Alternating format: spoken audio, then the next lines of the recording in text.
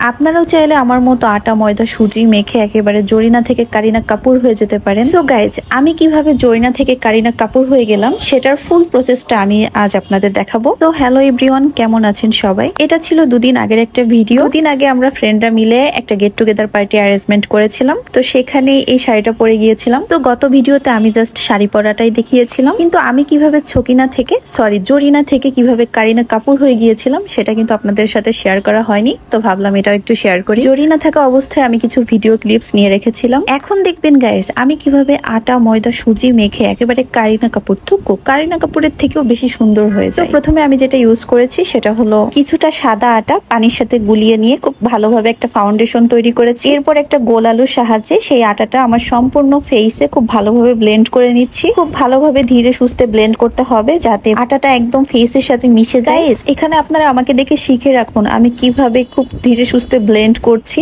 পরবর্তীতে এটা আপনাদের কাজে লাগবে। যে আলুটা দিয়ে আমি এখন ব্লেন্ড করছি, এই আলুটাই আমি রাতে আলু ভাজি করে খাবো। আর যে আটা দিয়ে আমি ফাউন্ডেশন বানিয়েছি ওই আটা দিয়ে রাতে রুটি বানিয়ে খাবো। আলু দিয়ে আটা ব্লেন্ড করা শেষ। এই পর্যায়ে কিছুটা লুজ ময়দা ফুল ফেসে অ্যাপ্লাই করে নিব। গাইস, এখানে একটা জিনিস খেয়াল রাখবেন, ময়দাটা যেন আপনাদের স্কিন কালারের সাথে ম্যাচিং হয়। ময়দা মাখতে কিন্তু একদমই কিপটামি করা যাবে না, আমার মতো বেশি পরিমাণে মাখতে হবে। এখানে একটা তেনার সাহায্যে আমি এই ময়দাটা খুব ভালোভাবে ফুল ফেসে মেখে নিচ্ছি। আচ্ছা, আপনারা কি তেনা মানে জানেন? না জানলে অবশ্যই কমেন্ট করবেন, আমি আনসার করে দিব। ফুল ফেসে তেনাতে ময়দা মাখা শেষে এক্সট্রা যে ময়দাগুলো ফেসে লেগে আছে ওইগুলো এখন একটা ডাস্টারের সাহায্যে খুব ভালোভাবে ফুল ফেসে ঝাড়ু দিয়ে নিব। এখানে শুধু আটা ময়দাই লাগে না, আরো অনেক কিছু লাগে। আমি সবকিছুর সাথে আপনাদের একে একে পরিচয় করিয়ে দিচ্ছি। এখন একটা কয়লার সাহায্যে আমি আমার আইব্রোটা সেট করে নিচ্ছি। আপনারা যারা বলেন সুন্দর হতে জাস্ট আটা ময়দাই লাগে, আপনারা তো কিছুই জানেন না, আরো অনেক কিছু লাগে। এই পর্যায়ে ফেলে রাখা দাঁত মাজা ব্রাশ দিয়ে একটু আগে আইব্রোতে যে কয়লাটা ইউজ করলাম সেটাই খুব ভালোভাবে ব্রাশ করে নিচ্ছি। কিছুদিন আগে আমি একটা কলা গাছের ডাল পুড়িয়ে রেখেছি। কলা গাছের পুড়ে যাওয়া সেই ডালটাই আমি এখন কাজল হিসাবে ব্যবহার করছি, যেটার নাম হচ্ছে মেডমি আইকনিক কাজল। এটা আপনি যতই পানিতে ঘষেন, ফেস ওয়াশ করেন, এটা কখনোই উঠবে না। কাজলটা প্রথমে আমি একটু লোয়ার লাইনে খুব সুন্দরভাবে দিয়ে নিলাম, এরপর একটু উপরের সাইডেও দিয়ে নিচ্ছি। কাজলটা খুব সুন্দর করে সময় নিয়ে দিতে হবে যাতে দেখতে খুব সুন্দর লাগে। এরপর ছোট্ট একটা ডাস্টারের সাহায্যে এই কাজলটা খুব ভালোভাবে ব্লেন্ড করে নিলাম। গাইস দেখেন, আমার কিন্তু অলরেডি রূপ পরিবর্তন হতে শুরু করেছে। আস্তে আস্তে কিন্তু আমি কারিনা কাপুর হয়ে যাচ্ছি। আপনারা তো সবাই পুঁইশাক গাছের ফল চেনেন,